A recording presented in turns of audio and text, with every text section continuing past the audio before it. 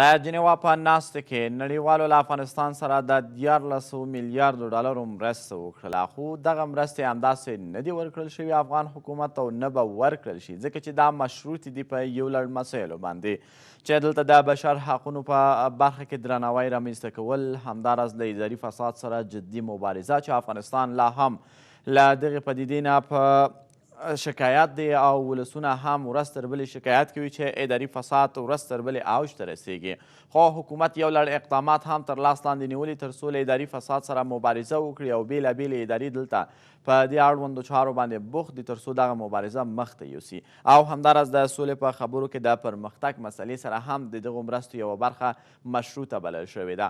خو په کور دننه باندې یو شمېر شنونکي پر دې باور دي چې ممکن افغان حکومت د نړیوالې ټولنې دغه مشروطه مرستې بیا هم پر ځای باندې لګولی ونه شي، دلته حیف و میل ته زمینه مسیده شي او بیا هم اداري فساد لپاره یوه ښه زمینه د دې برابره شي چې دغه پیسې پکې ولګیږي.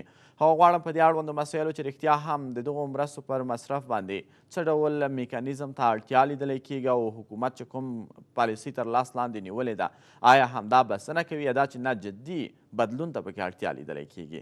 دا هغه څه دي چې غواړم له ښاغلي نصیر کمال سره پرې بحث ترسره کړم چې سیاسي فعال دی او همدا شیبه له موږ سره په ژوندۍ بڼه وصل دی. ښاغلی کمال سلام او وخت مو په خیر، ستړي مه شئ.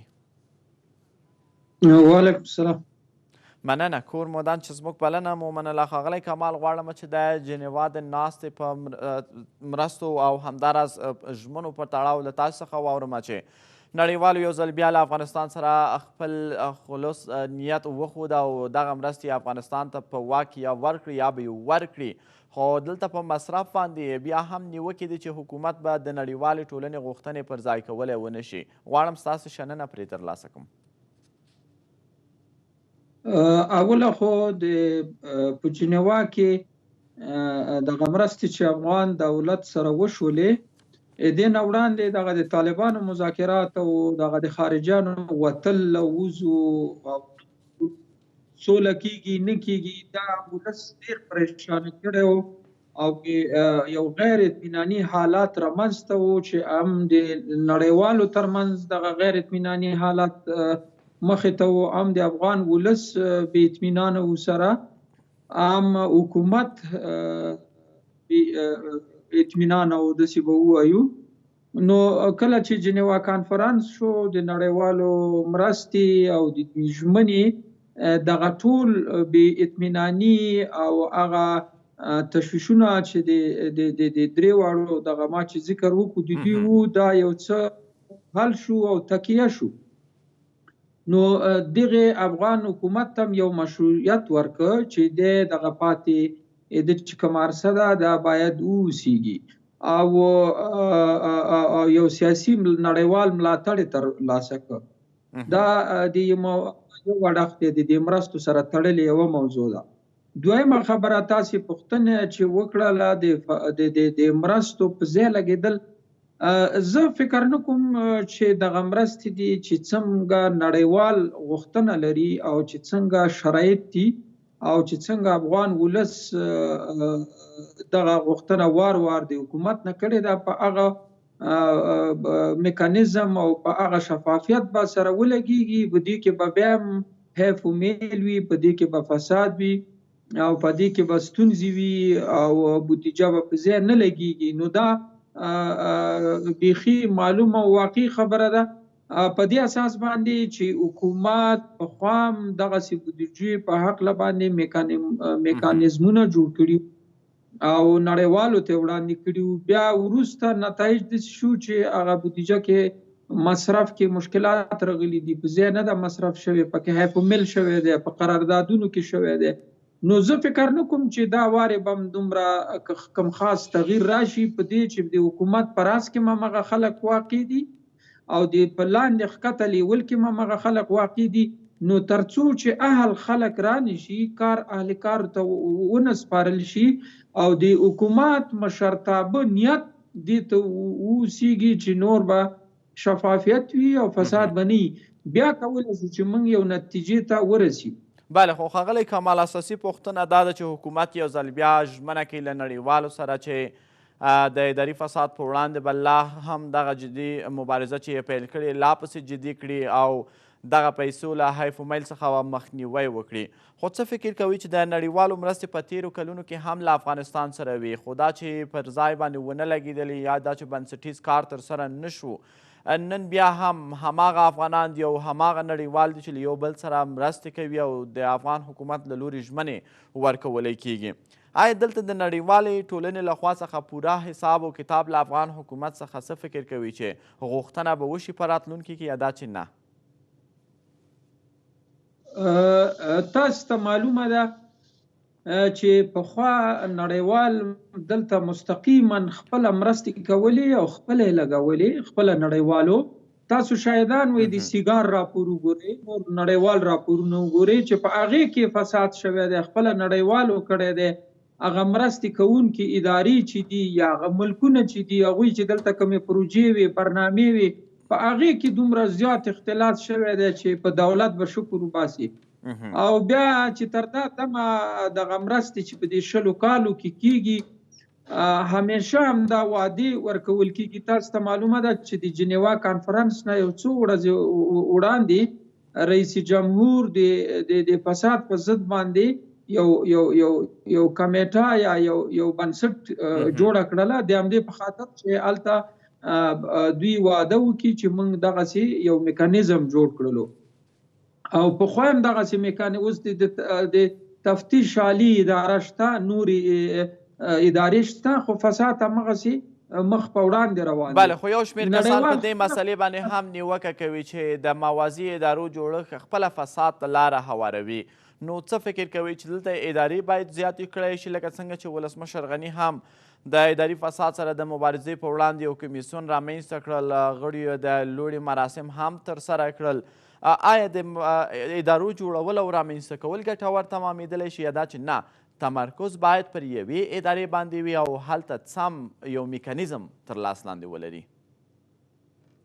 دلته څو خبرې دي. دغه دوی چې کومه اداره اوس جوړه کړله دا خو نړیوالو ته سترګو کې خاورې اچولې او افغان ولس ته چې موږ دغسې فساد مخنیوي دپاره ژمن یو. دلته څو کارونه باید هممهاله وشي. اول یوه اداره باید شتون ولري نه دا چې څو ادارې شتون ولري. دویمه دا ده چې په اداراتو کې دغه ادارې ته کافي واک قدرت ورکول لازمه ده چې دا باصلاحیته اداره وي او باصلاحیته خلک په دې کې. درېیمه خبره دا ده چې دوی کومې د وزارت په سطحه وزیران مقرروي د هغوی دپاره یو میکانیزم جوړ کړي چې دوی څومره شتمني وسلري او بیا دپاره د دوی نه ژمنې واخیستلی شي او دوی باقاعده د کلني او د پروژو په اساس باندې منیټور کې دوی ارزیابي وشي. دوی همیشه د چک ان بیلنس لاندې چې هم تر دا چې د پروژو یا د هر روبې سلسلهوار دوی باید چک شي. نو دلته څو کارونه هممهال پکار دي. دا خو د حکومت کار دی. دلته باید نړیوال هم شتون ولري. نړیوال نظارتي یو کمیسیون رامنځته شي چې دغه افغان دولت چې کوم ژمنه کوي او یا کوم کمیسیون جوړوي چې دې سره په همکارۍ باندې هغه ځایو کې چې فساد موجود دی د هغې ریښې راوباسي په هغه اداراتو کې چې دی په هغې ریښې راوباسي او فساد هغه مخنیوی وکړي. نو یوازې حکومت باندې باید اتکا یا اعتماد او مرسته کوونکي ادارې ونه کړي. دوی خپل هم ناظرین وکړي چې دوی په مشترکه باندې یو میکانیزم جوړ کړي او هغه میکانیزم پلي کړي او د هغوی نتایجو ته په کم وخت کې روبوار وخت کې په اساس باندې نتایجو ته وګوري. که کومې خلاوې پکې وي هغه بیا په هغې کار وکړي چې هغه سره لډکې کړي او بیا دپاره نوی هغه پلان چې دوی جوړ کړی هغه عملي کړي. بله خو ښاغلی نصیر کمال اوس مهال کې که چېرته وګورو امریکا که له افغانستان سره مرستې ترسره کوي سیګر هم وقتا فوقتا په دغو مرستو باندې چې یو سهار بنسټ دی خپل ریپورټ وړاندې کوي. هغه مرسته چې له افغانستان سره اعلانیږي په دې کې د میلیاردونو ډالرو د حیف و میل مسله هم رامنځته کیږي. یعنی سیګر خپله دغه ریپورټونه وقتا فوقتا شریک کړي دي. خو څه فکر کوي که نړیوال خپله په دغه فساد کې ښکیل وي نو بیا هم موږ او تاسې د دغو مرستو اغېزمنتیا په کومې کچې کې بللی شو؟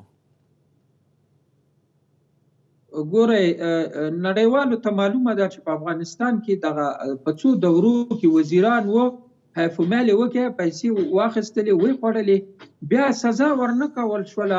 همدغه خلک تقریبا خارج ته لاړل. ولې انټرپول پولیس په دې باندې اقدام نه کوي؟ ولې نړیوال په دې اقدام نه کوي؟ تر څو چې افغانستان سره کومې مرستې کیږي او هغه مرستې د پاسه نړیوال نظارتي ټیم یا نظارتي د فساد پر ضد یو کمیټه مبارزه نړیواله جوړه نشي، او دغه کمیټه یا دا مبارزه باید هر هغه ملک نه یو نماینده پکې شتون ولري چې څوک مرسته کوي. فرض کو په جنیوا کې 15 ملکونو مرستې وکړي، 14 یا 14 میلیارډ ډالر. د هر ملک نه د یو نظارت کننده ټیم راشي او د حکومت چې هغه کوم چوکاټ جوړ کړی دی خو هغه باید یو چوکاټ اوسیږي. دوی سره په ناسته باندې دی هغه میکانیزم چې حکومت جوړ کړی او نړیوال دی یو میکانیزم جوړ کړي، هماهنګي دي سره وکړي، هغه میکانیزم دی په کار واچوي او قوي بررسي دی وکړي او عاملین چې ونیول شو تسدید سزا ورکړي.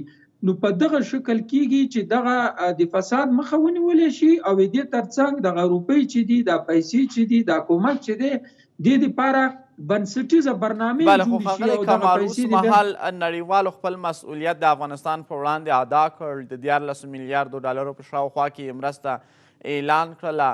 نو آیا د SAR لپاره هم باید دلته نړیوال خپل ناظرین ولري، دا چې نه موږ خپله په څه باندې اخته یو؟ د حکومت له مسؤلیتونو څخه همدا دی چې باید دلته بنسټیز کار ترسره کړي، ولس لپاره د هوسا ژوند زمینه مساعده کړي، ځکه چې دغه پیسې راځي، شرطونه دوی ته ایښودلی شوي چې په دغو برخو کې به سمون راځي. خو که چېرته افغان حکومت پکې پاتې راځي نو دلته د ولس ګوته رښتیا هم نړیوالو ته بیا نیولی کېږي، دا چې نه خپل افغان حکومت دلته ګرم دی او دا مسؤلیت د افغان حکومت دی. ګوره زه داسې فکر کوم چې مسؤلیت خو دې کې هیڅ شک نشته چې افغان حکومت دا مسؤلیت دی پیسې را جمع کړي، پیسې بیرته په صحیح لارو مصرف کړي او شفافیت رامنځته کړي. خو دا کار حکومت نه کوي. تر دا 20 کالو کې یو حکومت ماته تاسې وښیي چې کړی دی، نه کوي، نه کولی شي، نه اراده لري. نو نړیوال خو اوس نشي کولی چې حکومت دا ظرفیت نه لري یا اراده نه لري، یا په حکومت کې دا اوس هم دوه سره حکومت دی، نیمه کابینه د عبدالله ده، نیمه د اشرف غني ده. مثال درته وایم، یو کس به په خپله اداره باندې حاکم وي، وزیرانو باندې به حاکم وي، یا بل به حاکم نه وي، خراب وزیران به معرفي کړي. نو که دلته اوس یوې مخنیوی کوي، یو داخلي چیلنج رامنځته کیږي، نو دلته جنگ د حکومت اداره کې چې دي په مشرتابه تر لاندې لیوله پاک خلک نشته. نو نړیوال دې دا درک کړي چې دا خلک دا کار نه کوي، چې نه کوي په دې 20 کالو کې نه ده کړې. راشه تم اوس چې په مرسته دې کړې، اوس ورسره همکاري وکړه چې په دې فشار راسي تر څو چې په حکومت نړیوال مرسته کوونکې ادارې فشار را نه وړي. پیسې به همداسې حیفومل کېږي، فساد په پروژو کې وي، په بنسټیزو پروژو به لګښت نه کېږي او خلکو جیبونو له به ځي.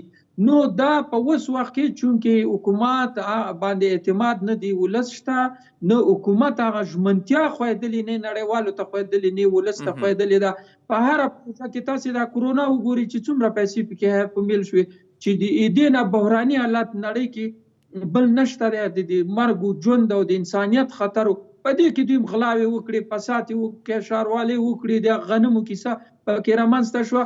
نو دوی د خدای نه نه ډارېږي، نو دوی باندې اعتماد نور نشته. نړیوال سا وکړي چې دومره اعتماد پې کوي. نړیوال باید نظارتي ټیم دلته 100% ضرور دی چې دلته واوسیږي او د دوی مصارفو باندې، د دوی په کړنو باندې او دوی په نتایجو باندې دوی سره ناسته وکړي، نظارت وکړي، او چې کوم ځای کې خطایي وه په کوم وزارت کې هغه وزیر دی مستقیما څارندوالۍ ته معرفي شي، عدلي ارګانونو ته معرفي شي. تاسې یقین وکړئ په دغه سیستم کېږي. او که بله لاره بیا دوی ړوند اعتماد پې کوي، دا شاهدان اوسېږي چې دا پیسې به بې ځایه لګېږي او حکومت باندې اعتماد نشته دی، فساد کې ټول ښکیل دي، پاک خلک اوس هم پکې نشته. بله، خو ښاغلی کمال که د دغو مرستو په یو بل اړخ مو هم نظر له ځانه سره ولرمه، دا چې امریکا هم د 600 میلیونو ډالرو د مرستې ژمنه کړې ده، 300 میلیونه ډالر یې هم پر دې مشروط کړي دي چې د سولې پروسې کې باید پرمختګ رامنځته شي او دلته جګړې شدت راکم کړی شي. یعنې دغه مسله هم افغان حکومت ته راجع کیدلی شي او هم طالب لوري ته چې دوی په خپلو کې باید یو توافق ته ورسیږي. څه فکر کوئ چې د امریکا د دغو مرستو مشروطېدل موږ او تاسې د افغانستان په خیر باندې بللی شو یا دا چې خدای مکړه په شر باندې، ځکه چې دواړه خواوې اړ دي چې دلته پرمختګ وکړي تر څو دغه 300 میلیونه ډالر نور هم ترلاسه شي؟ ګورئ دا خو ښه خبره ده چې په حکومت فشار راشي چې تاسې په سوله کې دوی باید کار وکړي او دوی طالبانو سره ناسته وکړي. طالبانو سره مذاکرات څه تاوان نه کوي، طالبانو سره ناسته څه تاوان نه کوي او پیسې مشروطېدل دا څه ښه خبره ده، دا تاوان نه کوي. په حکومت به هم د فشار یووالی او طالب به هم دې ته یو هیله بخونکی ټکی ورسره وي چې موږ ته امریکا یو څه راکړل چې موږ د هدف دا دی چې هغه د ډایلاګ یا د خبرو اترو دروازې به خلاصي. زه فکر کوم چې د امریکا هدف هم دا دی چې دواړو ته یو هیله ورکي. نو دا ښه خبره ده، دې کې څه تاوان نشته. خو دا د سولې خبرې او دا مذاکرات تاسې شاهدان یې چې زلمی خلیلزاد چې اوله راتللو یو نیم کال وخت ووتو، زیاتو کم په 2 میاشتو کې به وایي سوله راشي او انتخابات هم نه کیږي او یو نیم کال ووتو، 2 کاله نږدې ووتل د دې مسلې نه، انتخابات هم وسو، رئیس جمهور هم وټاکل شو. زه فکر کوم چې دا د اوس به د جو بایډن راځي او د هغه اداره به نوي پلانونه کوي، ټرمپ روان دی. زه فکر کوم چې د سولې موضوع دا اوږدمهاله ده، دا به کلونه وخت ونیسي او دا امکان لري چې اوسنی حکومت یا ډاکټر غني په همدغه پروسه کې مخې ته به ځي، دا به د خپل وخت پوره کوي، بیا نوي انتخابات چې کیږي هغې ته به یو څه لارې حل یو زمینه برابریږي.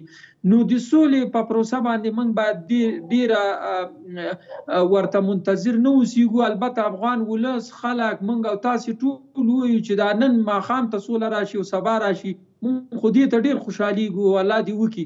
خو د نړیوالو هغه پلانونو ته په کتو، منطقي حالاتو ته په کتو، د طالبانو سختدریزۍ ته په کتو نو او د ګاونډیانو منافقت ته په کتو، فکر کوم چې دا سوله به وخت زمانګیر وي او دا به کلونه ونیسي. او د دوحې قطر نه موږ باید داسې یو څه تمه ونه لرو چې سوله به په میاشتو ډېر نږدې راشي. نو دا به اوږدمهاله کار او خو شرایط ښه دي چې پېښې دي چې هم د ډایلاګ هغه دروازه خلاصوي.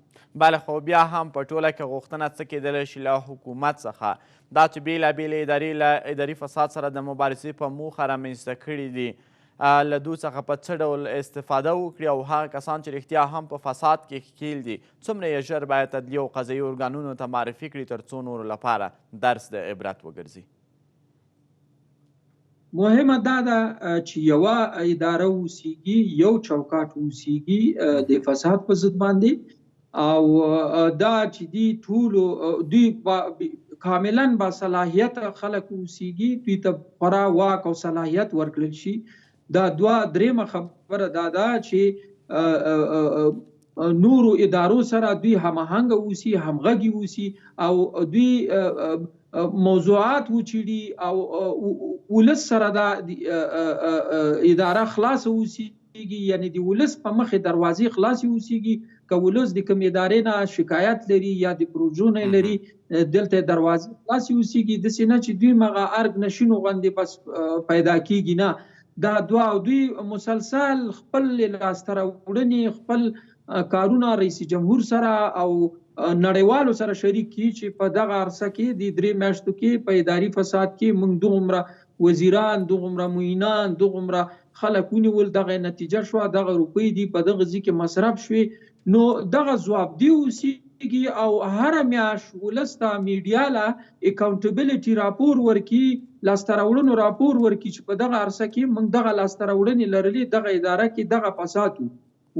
نو په دغه سیستم او په دغه میکانیزم کولی شي چې با اختیاره با واکه اداره وي. داسې نه شي چې د عبدالله یو وزیر یا یو معین په فساد کې ښکیل وي او هغه عدلي دغه ادارې راونیسي او بیا عبدالله چغې کي، ډاکټر صاحب عبدالله یا اشرف غني ډاکټر صاحب چغې کي چې نه بس دا خو صحیح کار نه دی او موږ حکومت سره یو نه یو یا پارلمان خلک چغې جوړې کړي نو دلته خو ټول دا 20 کاله همدغه حالات سره موږ لاس و ګریوان یو چې یو غل راونیسي بیا مشران چغې کړي چې دا خو د موږ خلاف دسیسه ده. نو د غلو سپورټ خپل هم دا مشران کوي د فسادګرو سپورټ او د دې سره شریک دي نو ځکه د دې مخنیوي نه کیږي تر څو چې دوی د دې فسادګرو غلو او د دې کرپټو وزیرانو یا معینانو نه لاس وانخلي فساد به همداسې روان. مننه کوم. د مثبت بدلون په هیله کور مو ودان ښاغلی کمال.